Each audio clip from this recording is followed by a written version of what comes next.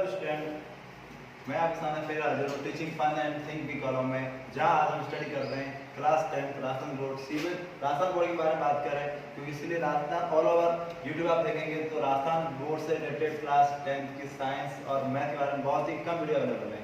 इसलिए हमने ये ट्राई किया है कि लगभग बच्चे 10th बोर्ड के जो इस बार उनकी पढ़ाई कोविड-19 के कारण जो डिस्टर्ब हो रही है, इसलिए हम उनको ऑनलाइन के माध्यम से बच्चों को ज़्यादा से ज़्यादा जोड़ना चाहते हैं ताकि बच्चे ज़्यादा से ज़्यादा ऐड हो और अपना कोर्स जल्दी से जल्दी कंप्लीट कर सके। इसलिए हम आज फर्स्ट चैप्टर लेके आए फूड एंड ह्यूमन हेल्थ। जैसे कि आपके नाम में शो हो रहा होगा कि फूड और उसका हमारे ह्यूमन हेल्थ पर क्या इफेक्ट होता है, यानी आप लोग जो भी खाना खाते हैं उसका कोई ना कोई ह्यूमन हेल्थ पर होता है। अगर आप गुड फूड यूज़ करेंगे तो आपकी हेल्थ पॉजिटिव होगी और अगर आप बैड फूड यूज करेंगे तो आपकी हेल्थ नेगेटिव होगी, जिसका सीधा इफेक्ट आप कोरोना में देख सकते हैं। कोविड-19 दौरान जब लॉकडाउन था तब सभी लोग अपने घर पर थे और घर पर सभी लोगों ने अच्छा भोजन किया, तो श्योर सी बात है किसी को भी डॉक्टर की जरूरत नहीं पड़ी। जबकि हेक्टिक लाइफ में आप सभी लोग बाहर रहते हैं तो बाहर रखा खाना खाते हैं, ज़्यादा फास्ट फूड ज़्यादा खाते हैं, तो सबको कहीं कभी न कभी एवरीडे हॉस्पिटल की जरूरत भी पड़ती है। इसलिए हमें अच्छा भोजन करना चाहिए जिससे हमारी हेल्थ हो वो कैसे हो सके, गुड हो सके और हम अपने आप में अपना इम्यून सिस्टम ज़्यादा से ज़्यादा स्ट्रॉन्ग कर सके। क्योंकि आपने कोविड-19 के दौरान सबसे ज़्यादा आपने देखा होगा इम्यून सिस्टम, यानी जिसकी इम्यून सिस्टम स्ट्रॉन्ग होगा वो कोविड-19 से बच भी सकता है और अपने आप को इंप्रूव भी कर सकते हैं, यानी अपना फिजिकली मेंटेन रख सकता है। और जिसका इम्यून सिस्टम अगर वीक हुआ वो अपने आप को सर्वाइव करने में क्या होगी, थोड़ी सी प्रॉब्लम आ सकती है। ये चीजें हैं जो आप समझ सकते हैं कि हमें अच्छा खाना खाना चाहिए ताकि हमारी हेल्थ क्या हो सके, काफी ज्यादा अच्छी हो सके। तो सो दैट हम स्टार्ट करते हैं अपने चैप्टर जो कि फूड एंड ह्यूमन हेल्थ के बारे में, जिसमें हम आज विशेषकर केवल 3 पॉइंट फोकस करेंगे जो कि हमारे पास है।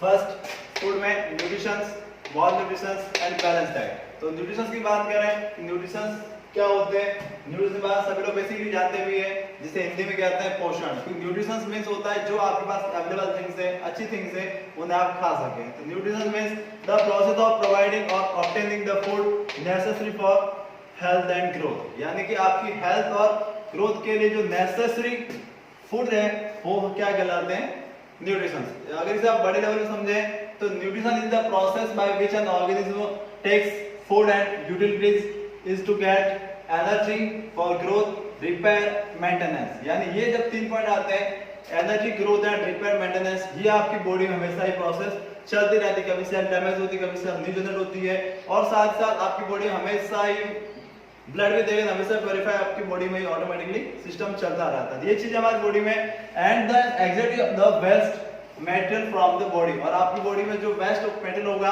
वो क्या हो जाता है, एक्सिलरी सिस्टम से हमारे पास बॉडी से क्या हो जाता है, आउट भी हो जाता है। इसलिए हमारी बॉडी का मेंटेनेंस चलता रहता है। ये चीजें किससे आती है, न्यूट्रिशन के माध्यम से। So that the material which provide nutrition to living organism are called nutrients, जिसे हम कहते हैं पोषक तत्व हिंदी में, और इंग्लिश में क्या कहते हैं, न्यूट्रिएंट्स। जो कैसे हो सकते हैं, protein, carbohydrate, vitamin, minerals, etc जिसमें फैट है वो भी इंक्लूड होता है, वाटर है वो भी इंक्लूड होता है, यानी ऐसी बहुत सी चीजें जो हमारे न्यूट्रिशन में क्या होती है, ऐड होती है। तो ये न्यूट्रिशन आपको प्रोसेस समझ में आ गई होगी कि न्यूट्रिशन मींस क्या होता है, a process of providing obtaining the food necessary for health and growth, that is called nutrition. उसके आगे बात करते हैं हम बैलेंस डाइट की। तो न्यूट्रिशन जिस डाइट में होंगे वो हमारे लिए क्या होगी, balance diet. So that a diet which comprise addictive amount of necessary nutrients required for a healthy growth and development of our body। यानी बैलेंस डाइट वो डाइट होती है जो क्या फिक्स नेसेसरी अमाउंट होता है जो हमारी बॉडी के लिए क्या होता है, रिक्वायर, और उसके लिए किसके लिए जरूरी है, वो health, growth and development of our body. जिसके लिए यानी ऐसा भोजन या ऐसी बैलेंस डाइट जिसे हम खाएं तो उसके लिए हमारी बॉडी में क्या होगा, न्यूट्रिएंट्स रिक्वायर्ड हो वो भोजन करें और साथ साथ हमारी बॉडी का क्या हो सके, डेवलपमेंट हो सके, that is called balanced diet। A balanced diet include both sufficient and nutritious food to ensure good health। और वो न्यूट्रिएंट्स हमारी बॉडी को क्या करता है, हमेशा ग्रोथ करेंगे और साथ साथ हम उसमें हमेशा क्या करेंगे, अपनी बॉडी में एनर्जी को फील करेंगे। आपने कई बार देखा होगा आप अच्छा खाना नहीं खा पाते और या कभी कोई ऐसा खाना खा लेते हैं ताकि खाने के बाद आपको क्या होता है, आलस आता है, लाइक दैट आप लेजीनेस हो जाते हैं, वो आपकी बैलेंस डाइट में इंक्लूड नहीं होता। इसलिए बैलेंस डाइट वो डाइट है जो आपको क्या दे सके, एनर्जी दे सके। तो इसलिए आपको हमेशा ऐसा फूड खाना चाहिए जिससे आप क्या कर सके, ज्यादा से ज्यादा अपने आप को एनर्जेटिक बना सकें। ये आपकी बेसिक डेफिनेशन है न्यूट्रिशन एंड बैलेंस डाइट। अब बैलेंस डाइट का पता करें कि कौन सी चीजें बैलेंस डाइट में आती है, तो हम उसका आज फ्लो चार्ट देखते हैं कि हमारे पास बैलेंस डाइट में कौन कौन सी चीजें हो सकती है। ये देखिए बैलेंस डाइट में पूरा फ्लो चार्ट लिखा हुआ है, जिसमें फर्स्ट लिखा हुआ है वाटर 8 सर्विंग, यानी आपको everyday minimum 8 glass of water को 8 वाटर ग्लास पीनी चाहिए, यानी आपको 8 ग्लास पानी पर डे पीना चाहिए। मतलब मैक्सिमम हो सकता है 8 लीटर भी हो सकता है वो, यानी एवरीडे स्टेप बाय स्टेप आप पानी पीते हैं तो आपके पास बॉडी के लिए इतना वाटर मिनिमम रूप से क्या है कंपल्सरी, आपकी बॉडी में इसकी रिक्वायरमेंट एवरीडे होती है। किंतु कभी कुछ लोग लेजीनेस के कारण कभी भी पानी ज्यादा कर लेते हैं, 2 गिलास वाटर कम पी लेते हैं कि मुझे 5 वाटर ज्यादा हम पिएंगे नहीं, वाटर पानी पिएंगे उसका वापस में वॉशरूम जाना पड़े, इसलिए उसमें लेजीनेस हो जाते हैं। बट आपको अपनी बॉडी ग्रोथ करने के लिए आपको पास मिनिमम कितना होना चाहिए, 8 ग्लास वाटर आपको पर डे पीनी चाहिए। उसके साथ हम बात करें फोर्टिफाइड सेलुलर ब्रेड, ब्रेड आती है किंतु वो भी फोर्टिफाइड हो तो वो आपके काम की है। मार्केट में मिलने वाले जो लोकल ब्रेड आती है वो आपके हो सकता है डायबिटीज के लिए सही ना हो, इसलिए फोर्टिफाइड सेलुलर ब्रेड या फिर राइस एंड पास्ता 6 सर्विंग, जो कि आपको एवरीडे मॉर्निंग ब्रेकफास्ट होता है जो कि आपको एवरीडे करना चाहिए, क्योंकि ब्रेकफास्ट अगर जितना एक्स्ट्रा होगा उतना ही आपके हेल्थ एंड ग्रोथ क्या होती है, अच्छी इंप्रूवमेंट होती है। उसके बाद आती है वेजिटेबल ग्रुप, जिसमें आपके लिखा हुआ है, फिर फ्रूट भी हो सकते हैं, मिल्क, योगर्ट, चीज ग्रुप, ये भी आपके जरूरी है। और साथ साथ meat, boiled fruit, fish, dry beans, nut group. अब इसमें कोई हो सकता है नॉनवेज न खाते हो तो उनके लिए नट ग्रुप है जो उनको क्या दे सकता है, एनर्जी भी ज्यादा से ज्यादा दे सकता है। फिर आता है फैट ऑयल एंड स्वीट, और जिसमें आपको क्या मिलता है, calcium, vitamin D, vitamin 12 supplement, जैसे कि मेडिकल प्रोडक्ट भी आते हैं। जैसे कुछ लोगों को अगर विटामिन कैल्शियम की कमी भी होती है तो उनके लिए मेडिकल से कुछ इश्यू मिलता है जो हमारे बॉडी में क्या होता है, सप्लीमेंट का काम करता है। ये आप समझ सकते हैं आपकी बॉडी ग्रोथ के लिए मिनिमम जो बैलेंस डाइट है वो आपको इस प्रकार से करनी चाहिए ताकि आप ज्यादा से ज्यादा एनर्जेटिक, ज्यादा से ज्यादा हेल्थी और आपकी बॉडी ज्यादा से ज्यादा ग्रोथ कर सके। इसलिए इन चीजों का आपके भोजन में एवरीडे ऐड होना बहुत ही ज्यादा जरूरी है। उसके बाद हम बात करते हैं मॉल न्यूट्रिशन की। तो ये सब हमने अच्छा भोजन कर लिया तब तो हमें कोई दिक्कत प्रॉब्लम कभी हो नहीं सकती। हम अच्छा भोजन कर शॉर्ट से बाद हम बीमार या सिक भी नहीं होंगे, कभी हमें ऑर्थोपेडिक डॉक्टर की जरूरत भी नहीं होगी। किंतु अगर हम बात करें मॉल न्यूट्रिशन की, जिसमें आप लोग जानते हैं न्यूट्रिशन में आगे केवल MAL ये वर्ड लगा है, इसका मतलब ये होता है कि उसके में जैसे हिंदी में क्या होता है, एक तो होता है पोषण, एक होता है कुपोषण। अब इस कु का मतलब क्या होता है, लगभग नेगेटिव पॉइंट बात करते हैं, यानी कोई भी गलत हो सकता है या बुरा हो सकता है, यानी बुरा पोषण या फिर गलत हो सकता है, तो हम किसमें आएगा, मॉल न्यूट्रिशन में। तो मॉल न्यूट्रिशन मतलब होता है कुपोषण, जिसके मतलब malnutrition is a condition that result from eating a diet in which one और more nutritions are either not enough और too much such that the diet cause healthy problem. यानी अगर आप अच्छे से खाना खाते हैं या कभी-कभी आप ओवर ईटिंग कर लेते हैं या कभी आप सही तरह से न्यूट्रिशन आपकी बॉडी को नहीं मिल पाते, वो इफेक्ट क्या कहलाता है, मॉल न्यूट्रिशन का। तो लोग समझ आ गया होगा कि मॉल न्यूट्रिशन कंडीशन यानी कि ऐसी कंडीशन है that result from eating a diet, जो भी खाना खाते हैं व्हिच वन और more nutrients are either not enough और too much such that the diet, यानी उसमें हो भी सकते हैं या कम ज्यादा हो सकते हैं, उसका जो इफेक्ट होता है वही क्या कहलाता है, मॉल न्यूट्रिशन। तो cause health problem, not enough nutrients is called under, यानी आप पास कम होगा तो अंडर न्यूट्रिशन होगा, और अगर ज्यादा होगा तो या अंडर नरिशमेंट कहते हैं, और अगर ज्यादा होगा तो हम क्या कहेंगे, ओवर न्यूट्रिशन, जिससे इफेक्ट होता है ऑब्सिटी। देखा होगा आपने, मोटापा, हेल्थी लोगों को देखा होगा, तो उनका क्या होता है, वो ओवर न्यूट्रिशन।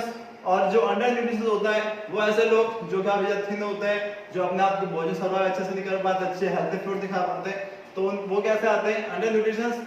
और ओवर न्यूट्रिशन किसमें आते हैं, ऑब्सिटी, जो काफी ज्यादा हेल्थी लोग होते हैं। फिर बात करते हैं टाइप्स ऑफ मॉल न्यूट्रिशन। अब मॉल न्यूट्रिशन में आपस 3 टाइप आते हैं, हमने कैटेगराइज किया न्यूट्रिशन के अकॉर्डिंग ही, जिसमें विटामिन नहीं होगा तो विटामिन मॉल न्यूट्रिशन, प्रोटीन नहीं होगा तो प्रोटीन मॉल न्यूट्रिशन, मिनरल्स नहीं होगा तो मिनरल मॉल न्यूट्रिशन। ये 3 टाइप है जो हम बात करेंगे मॉल न्यूट्रिशन के बारे में। तो लगभग जैसे आपको समझ में आ गई होगी कि मॉल न्यूट्रिशन क्या होता है, यानी आपके बैलेंस डाइट में अच्छे भोजन का न होना वही क्या कहलाता है, मॉल न्यूट्रिशन। उसके आगे हम नेक्स्ट देखते हैं विटामिन मॉल की डेफिनेशन है, जो कि आपके सामने टेबल बना रखी है, लगभग 10 है। Vitamin A, vitamin B, vitamin बी2, vitamin B4, vitamin B6, vitamin B12, vitamin C, vitamin D, vitamin E, vitamin के। अब आपको ये इतने बड़े टेबल लेके आपको इससे कंफ्यूज नहीं होना, इतने बड़े टेबल हम याद कब कर पाएंगे। अब इस टेबल में आपको मोस्ट ऑफ द 3 एलिमेंट आपको याद करने हैं।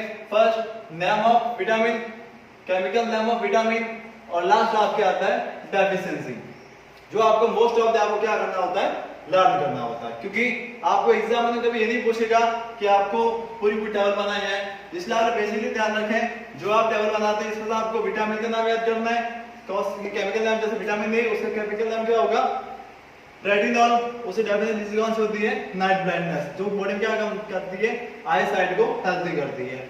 फिर विटामिन बी है जिसे हम क्या कहते हैं थायमिन, और जो क्या करती है extensive normal growth of body, और जिसकी न्यूट्रिशन कमी से क्या होता है, वेरी वेरी डिजीज होती है। उसके बाद बात करें विटामिन बी2 जिससे राइबोफ्लाविन कहते हैं, और एक्ट ऑफ कॉन्जाइम, और जो क्या होता है राइबोफ्लाविन की डिजीज इसमें से होती है। फिर विटामिन बी4 जिसे हम नियासिन कहते हैं, और इसकी वीकनेस से क्या होता है, पैलेग्रा। फिर विटामिन बी6 से फॉलिक एसिड, और जो क्या करता है एनीमिया का भी काम करता है, यानी इसकी वीकनेस से कौन सी डिजीज होगी, एनीमिया। फिर विटामिन बी12 जिसे कार्बोनिफॉल कहते हैं, और इसके आगे पेनिसियस एनीमिया भी होता है, जो एनीमिया का दूसरा टाइप होता है जो विटामिन बी12 से होता है। और फिर विटामिन सी है जिसमें सारे कौन से आते हैं, सिट्रस फूड, और सिट्रस फूड में कौन सी डिजीज होती है, स्कर्वी। ये आप समझ सकते हैं विटामिन सी। विटामिन डी से क्या होता है, कैल्शियम, और इसकी डिजीज कौन सी होती है, रिकेट्स। विटामिन ई जिसे टोकोफेरोल कहते हैं, और इससे होती है reproduction failure in the both source sexes, यानी कि जो रिप्रोडक्शन सिस्टम होता है उसमें अगर प्रॉब्लम आती है तो कौन सा विटामिन होता है, विटामिन ई।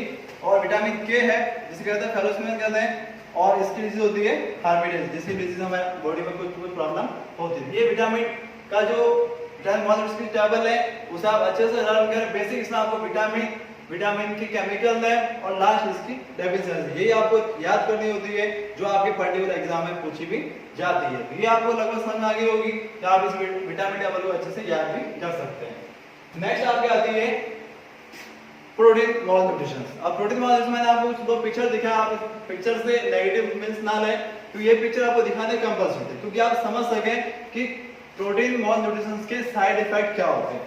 आप इसमें दो देख सकते हैं, एक व्यक्ति थोड़ा सा हेल्दी भी है, एक स्टूडेंट बच्चा काफी ज्यादा कमजोर भी है। इन दोनों आप जज करेंगे तो आपको ऑटोमेटिक समझ आ जाएगा कि एक में तो डिजीज है क्वार्टर, एक में डिजीज है मैरास्मस। तो ये आप समझ सकते हैं कि अब दोनों में सिम्टम चेंज क्या है। मैं एक ही रीजन है, दोनों में प्रोटीन की क्या है, डेफिशिएंसी है, बट इस वाले में प्रोटीन का सब क्या कम है, कैलोरीज भी कम है। ये आपको ध्यान रखना है कि क्वार्टर में ओनली फॉर प्रोटीन की डेफिशिएंसी होती है, बट मैरास्मस में आपको कैलोरीज की भी कमी होती है, लैक ऑफ कैलोरीज भी होता है। सेकंड पॉइंट है, इन अगर children between 6 month and 3 year, इनका एज ग्रुप दे रखा है जो दोनों में, और इसमें से 3 ईयर तक हो सकती है, और ये मोस्ट ऑफ द 1 ईयर के बच्चों में ज्यादा होती है।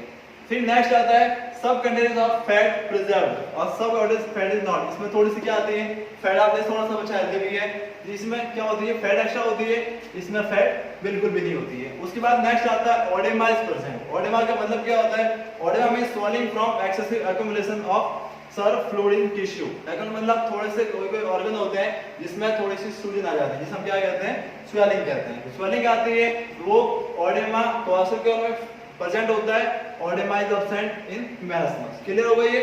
ये कुछ वर्ड आपको थोड़ा सा साइंटिफिक समझने पड़ेंगे। फिर नेक्स्ट आता है enlarge fatty liver. Fatty liver होता है, इसमें no fatty liver. Ribs are not very prominent, इसमें रिब्स ज्यादा शो नहीं हो रही, जबकि इस वाला आप देख ले रिब्स आप आराम से इजीली काउंट कर सकते हैं इस बच्चे में कितने रिब्स ज्यादा शो हो रही है।